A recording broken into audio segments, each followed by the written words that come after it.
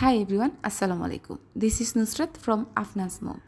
তো চলে আসলাম আপনাদের সাথে আজকে একটি এক্সপেরিমেন্টাল ভিডিও শেয়ার করার জন্য। এখানে আপনারা দেখতেই পারছেন আমি কিছু আধা পাকা আম নিয়েছি। আমি আজকে আপনাদেরকে আমের মুরব্বা তৈরি করে দেখাবো। এক্সপেরিমেন্টাল বলেছি যেহেতু এটা আমার জীবনে ফার্স্ট টাইম কোনো আমের মুরব্বা। এর আগে আমি বহুবার আমের আচার বানিয়েছি, বাট আমের মুরব্বাটা কখনো বানানো হয়নি, এটাই ফার্স্ট টাইম। আমার ছেলে আমের মুরব্বা খেয়ে এক জায়গায় আমের মুরব্বা খেয়েছে, সে আমার কাছে বলেছে, মাম্মা আমাকে এই আচারটা বানিয়ে দিও, এটা খুব ভালো লেগেছে। ওই যে ছেলের বায়নার কাছে আমি হেরে গেলাম, এখন আমের মুরব্বা বানাতে চলে আসলাম। আর আপনারা অবশ্যই আমের মুরব্বা বানানোর ক্ষেত্রে কাঁচা আমটা নেবেন। আর এখন যেহেতু সিজন না, আমি অনেক কষ্টে এই আধা পাকা আমটাই পেয়েছি, তো ভাবলাম এটা দিয়ে বানিয়ে দেখি, বাকিটা আল্লাহ ভরসা, যা হবে দেখা যাবে, কিছু একটা তো হবে। তো এখানে আমি এই যে আমটাকে ভালো করে গর্ত করে নিচ্ছি।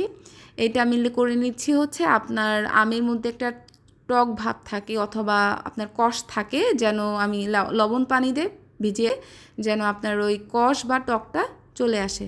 তো এখানে আমি ভালো করে গর্ত করে নিচ্ছিলাম কাঁটা চামচ এর সাহায্যে। তো এই পর্যন্ত যারা আমার ভিডিওটা দেখেছেন তাদেরকে অসংখ্য ধন্যবাদ। আপনাদের যদি আমার ভিডিওগুলো ভালো লেগে থাকে, প্লিজ আপনারা আমার ভিডিওতে লাইক কমেন্ট করে জানাবেন। আর আপনারা কীরকম ভিডিও আশা করেন তাও জানাবেন।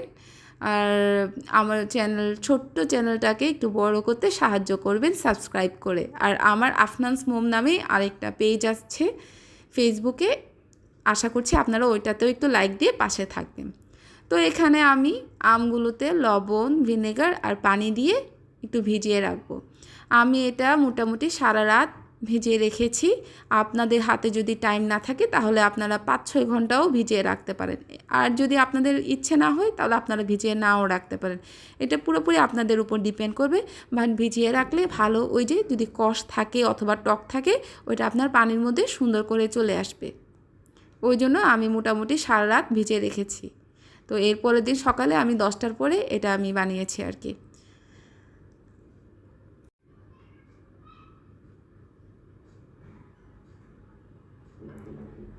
এর আগে আমি কখনোই আমের মুরব্বা বানাইনি, ওই যে প্রত্যেক সময় আম্মুরাই বানিয়েছে, আমি খেয়েছি আর কি।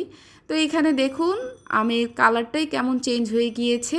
আগে ছিল একটু গ্রিন গ্রিন, এখন একটু ইয়ালো ভাব হয়ে গিয়েছে।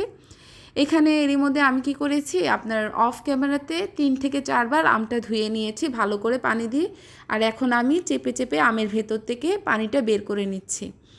আমের ভেতরে কোনো রকম পানি থাকা চলবে না, যেহেতু এটা আপনার আচার মানে মোরব্বা বানাচ্ছি। তো যাই হোক, আমি ভালো মতো যতটুকু পারি আপনার আম থেকে আপনার পানিটা বের করে নিয়েছি।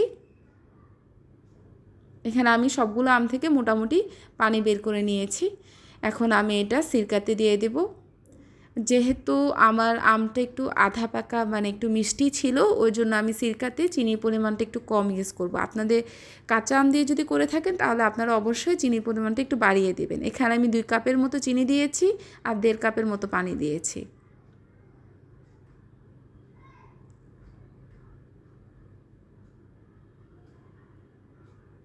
আর এখানে আমি 4-5টে এলাচ, 2টো দারচিনি আর 4-5টে তেজপাতা দিয়ে দিয়েছি। আমি এটাকে একটু নাড়তে থাকবো। এটা মোটামুটি আপনার মিনিট 5-এর মতো হলে আমি এতে আমটা দিয়ে দিব। আপনার পানি থাকা অবস্থায় দিব না, কারণ আমটা বেশি নাড়ানাড়ি হলে ভেঙে যাওয়ার পসিবিলিটি থেকে যায়। যেহেতু এমনিও আমার আমটা একটু আধা পাকা, ওই জন্য আমি একটু পরেই দিয়েছি। এভাবে আমি নিচের দিকটা এভাবে করে 15 মিনিট করে দিব। আমি টোটাল 30 মিনিটের মতো এটা চুলায় রেখেছি মিডিয়াম আঁচে। এই যে এভাবে আমি মোটামুটি 15 মিনিটের মতো এইভাবে রেখেছি। এই যে দেখুন এখানে 15 মিনিট পরে এটা মোটামুটি হয়ে গিয়েছে। তারপরে উল্টিয়ে পাল্টিয়ে আরও 15 মিনিটের মতো মিডিয়াম থেকে লো আছে আমি মোরব্বাটা রেখে দিয়েছি। এই যে আমার আমের মুরব্বা তৈরি হয়ে গেল।